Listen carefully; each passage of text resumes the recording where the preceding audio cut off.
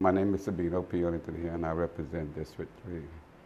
And I was born here in Austin, so I shined shoes, but I wasn't very good at that. So I sold newspapers. I was good at selling newspapers, so I had my own little route downtown. And basically, when I was 10 years old, my mom came to me and said, "Son," he said, "we don't have any money.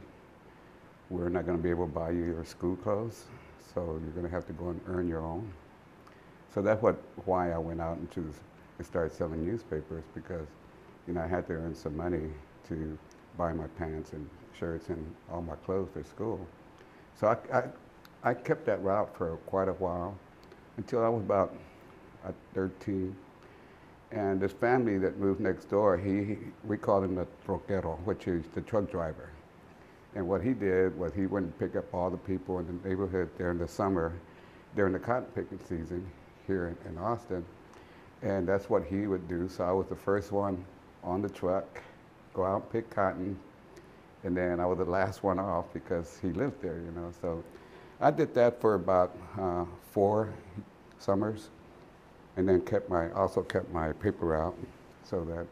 Then that's how I kept going and going to school, and was able to buy my own clothes, and then help the family a little bit.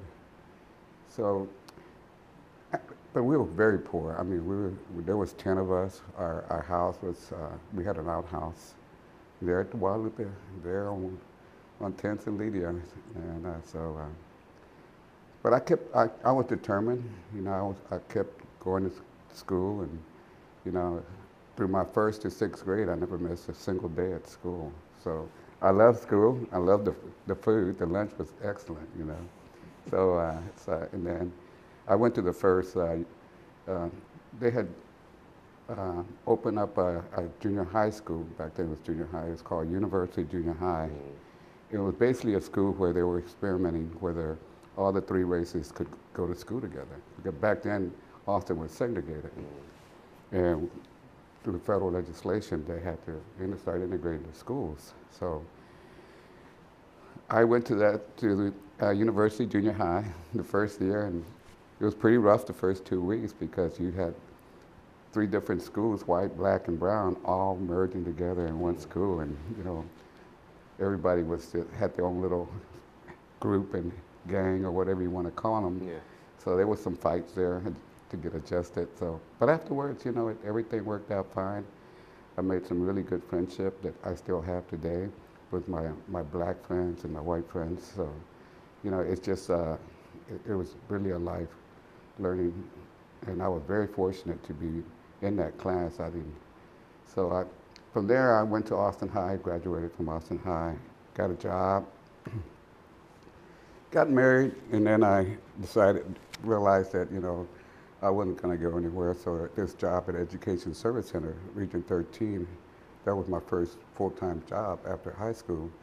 They had a program that they paid all their employees education after work. So I took advantage of that. I went to the University Junior High, to the University Night School. UT had a night school. We didn't have ACC back then. So I went to the UT Night School, and I got some basic training in computers. Back then it was all mechanical, so I learned how to program the little boards on these card readers, and learned all about key punches. Also took AC and DC electricity. So when IBM was searching for diversity, because they went into East Austin and had a job fair, I was able to pass it with flying colors, and I got hired. I did 34 years with them. I just retired. I retired in 2008. What was your title with IBM? What was your title? I was a field engineer and then a customer engineer, advanced customer engineer. Nothing about engineering, just the engineer meant that I could deal and handle customers, Cool. and solve problems for them. Whenever their computer went down, I was there on site. I got called out. So I basically was always visiting different locations. I had the state, I had IRS, I had the Treasury. Those big old computer companies, organizations like IRS, they had, and I also did the the Senate and the legislators there. They had big computers and printers, and I also had UT. So I got to learn a lot about this city and how it was developing. But IBM has always encouraged you to be involved in your community. So they gave me a lot of opportunities to be on the Community Development Commission. I did a lot of campaigns. When ACC came and they was finally we were gonna have a technical college, what they were back then. It was very grassroots type junior college. So I worked our campaign and we got it passed. And so I kept on going to classes there. And eventually I took enough classes there that I went to University of Texas. My whole goal was to be an accountant. But I had another baby and then I had to drop out. And with IBM, there was a lot of demand for my being on the IBM. So I worked there, but I kept going to school. I took all these little training like framing and cabinet making, all at ACC. Just had such a great time. And then I had met my wife there at that time. So we bought a house together, and we sort of did all the maintenance and work in our house. That's the way that I could survive, even though we were both working. And my wife was a veteran, so she decided that she wanted to go back to school. And she wanted to get her college degree. So she was a veteran, so through VA, she got her degree in English writing and at Clay Networks. But during that time, we were very active, involved in the homeless issues and the housing issues. We started a campaign, House the Homeless, and we went and bought this little gooseling, Homer, the homeless goose. Homer, the homeless goose. And he became a mascot, So, I always had that passion. People that knows me from the neighborhood, they knew that I was with the Raza Unida Party in the early 1970s.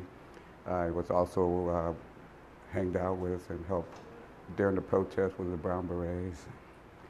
And I was always been a Democrat, so I worked a lot of the Democrats. And, I ran on this philosophy that, that I don't want to be the king, I want to be the kingmaker. So that's what I did. I worked on a lot of candidates. I worked on the first Hispanic City Council, John Trevino. The first time he ran, he lost, but the second time he won. Gonzalo Barrientos, the same, our state rep. He's the first Hispanic state rep. He ran the first time, he lost, but the second time he ran, worked on Richard Moya's campaign, the first Hispanic county commissioner. And then I worked on a lot of the judge races that were first Hispanic district judges, and I worked on Bob Perkins. He was a justice of the peace, and then he became a district judge. So I just love politics and campaigning. So when later on after that, I ran for city council in 1989 on a platform of single member district, because we had always been fighting for single member district. I won my district, but I lost the whole city because you had to run at large at that time, and it would cost about $100,000 just to run a campaign. So I ran. I thought, wow, if we get single member district, I could win this. So when the opportunity came in 2014, I believe, when we ran the campaign, I ran the Dale Hospital campaign for East Austin, and I had a budget of $3,000, and I was able to knock on some ridiculous amount of doors. It was like 14,000 doors, and twice. And we came out, and the turnout was like 68% there for the Dale Medical, and 10-1. So when 10-1 came up, I said, hey, I can win this race. Yeah. So I ran, and because I was always involved with the Community Development Commission, where we were overseeing all the federal money coming in. And back then it was used for economic development. When I got on there, we changed it and start investing more into social services and housing, especially affordable housing. So that was always my big push, building as many affordable units in East Austin as we can, and South Austin also. But land was very cheap in that time, so we encouraged a lot of these nonprofit groups like Guadalupe Neighborhood Corporation to buy as much land. You know, the money wasn't there to build the house, but they owned the land. So, you know, so my passion has always been that I worked on and helped Eddie Rodriguez on his state legislation on the Homestead Preservation Act, which gave us land trusts, which if you own land, you don't pay taxes on it. If you're a nonprofit or you're the city, if you're a nonprofit, you pay a reduced amount of taxes.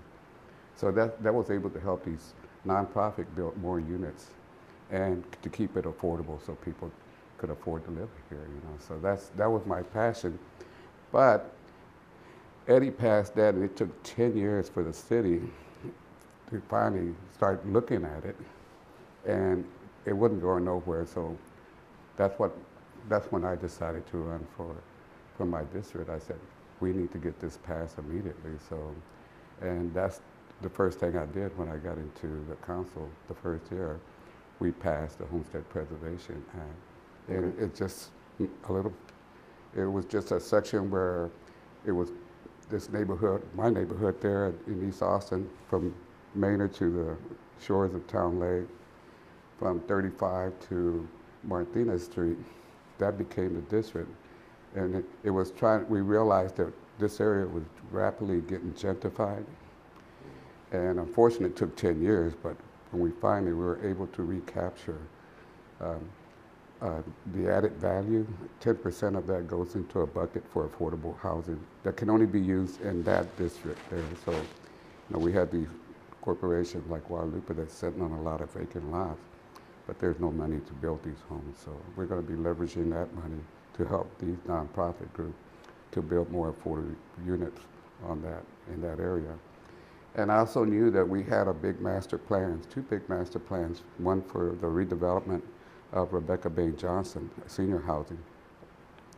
We had been working on that one for 6 years so that we could rehab that building, but we knew that we would have to build another unit so that people can move to the new apartment while they was getting rehab. So that took 6 years, but I finally was able to pass some resolutions and waive some fees, and was able to bring in some money for tax credits so they can build that. And also we had the Saltillo development we've been working on that for 24 years. And we knew it was a transit zone, so we needed to have put more density there. But it wasn't going anywhere because there were opposition to it. And, but not from the people that actually lived around there. It was the people that lived somewhere further out that didn't want to see density come in with that kind of development. So I asked the mayor to appoint me to Capital Metro, and being on Capital Metro, we was able to push that project through. Now we have 800 units being built there, and 200 units of that are going to be affordable housing. What do you think over the last 4 years is the most important thing that you've accomplished? Well, besides getting all these on District 3 itself, I was able to get money through the CIP, Capital Improvement Program, to finish this road called Jane Lane that's in Go Valley. So that was tying up somewhere like 400 affordable housing. Think East there, that was for housing for creative artists. We had Cesar Chavez neighborhood nonprofit organization that wanted to build about 120 units.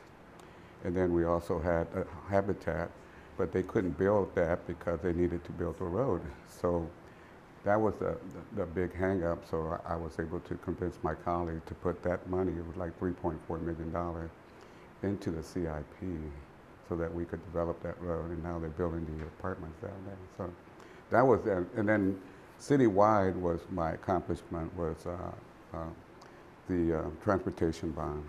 I worked very hard on that. one of the few council members, besides the mayor and a couple others, that really pushed for it. And so I was just so happy when that passed. Also, when being on Capital Metro and the quarter cents fund, there was some money that was $21 million. We divided it up by 10. I was able to put, each district got 2.1 million, and we just started building sidewalks. But I also took $640 million to do the master study on Riverside. And because I invested that money on Riverside, and I have instructed that also to plan for the future, to put the infrastructure in there so that if in the future when rail does come through there, it's there already. So that was one of the things that, when I first ran, I was the only one, because of the rail bond that was going on, I was the only one that endorsed it in the 10-1, and I got the only one that got elected, by the 10 people that were running against me. They were all against rail, but I was for it, and I got elected. So, I know what the community really wants, and they wanted us to solve the transportation problem that we're having.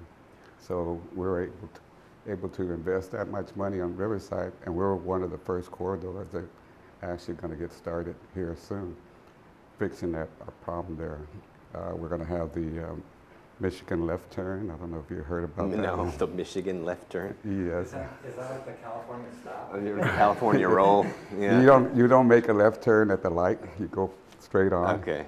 And then you make a left and come back. Oh, okay. So that's what's going to happen. That's going on the Riverside, is it? Yes, it's going to be there on Pleasant Valley and Riverside. Okay. So, Cool. So it's. And that's part of the mobility bond. Yes, it's part of the mobility bond. So, they're doing a lot. I was losing three people a year were getting run over and killed. Pedestrians getting killed on Riverside. That was how bad it was. So that's why I decided to really start investing my money there on that corridor, because I said, I know that the transportation bond is going to pass, and if it does, I want to be the first one to get this done, because, it's that Vision Zero that we have, where we don't want anyone to get killed on the road. Right. So that brings me to my last question, kind of what's next? If you get elected again, what do you do now? What's the biggest issue that you're going to tackle next? Is it transportation, or is it something else in your district? No, it's my district itself. It's trying to retain as much housing. What I want to do is the right to return. That's always been my biggest push. And the right to return is that whenever we build affordable housing, those that have multi-generation roots in the neighborhood should have the right to come back. And because of the Fair Housing Act, we can't enforce that rule. There's only been one organization in Austin that have been able to accomplish that. And I was just amazed about it, and that's the Guadalupe Neighborhood Corporation, that they build houses and they have a way to bring people that have roots in the neighborhood to come back, their children to come back and live there. So, and that's the big goal that I have. I want to be able to, I've lost so many of my friends that I have to get in a car and drive, across town just to go and visit them. And a lot of these friends of mine don't drive, so they would have to take a bus to come in, or other alternative transportation. So I don't get to see my friends as much anymore. And I would just love to have a lot of these people that I grew up with be able to come back into the neighborhood. And that's what I'm going to work on the most, is trying to get the right to return and have these units there available. We just broke ground on Chalmers Court. We're going to put 400 Section 8 workforce housing also on that site. So I'm now all excited, so if I can just bring a lot of my friends and families and their families back into the inner city. And you said they had to go because of property taxes. Yes. Basically, because of rising property taxes. Oh yeah, my land value right now is just not even the house, it's $300,000. And it's appraised at $520,000. I'm fortunate because I was able to buy 38 years ago and paid $21,000 and Oh homestead. my gosh. Yeah, that's the most important thing when you buy a house is to make sure you homestead it, because then your taxes will never go up more than 10% as long as you live there. So you can survive knowing that you're going to have to come up with 10% more next year. Yeah. So it's not going to catch you by surprise. It's not going to go up any higher than 10%. So, Right. so that's the beauty of a homestead right now. I guess that's it. Anything else you want to add? I know. It's just growing up in Austin. I just have such a passion for this town. And it's just I really want where we can all. It's just like rising the tide and the boat rises up with it. I want to do that to everyone. And I'm always, I worked on and recommended the Mueller development over there. And there's 25% affordable units out there. People don't realize it's mixed race, mixed income. That's the beauty of that place. That's why. And on top of that, they want more density. It's the only area in town that actually is asking the developers there to build more density there. And the rest of the city don't get it. They know it. It's a walkable city. They have everything there. Movie theater. Yeah. They're going to have their own school. I mean, it's just Bakeries over there. the perfect. It's going to be the perfect community, and that's what I would like to see in East Austin, South Austin, and West Austin and North Austin, where we have these hubs that is, and you don't have to get in your car and drive off. Yeah. And have your family there too.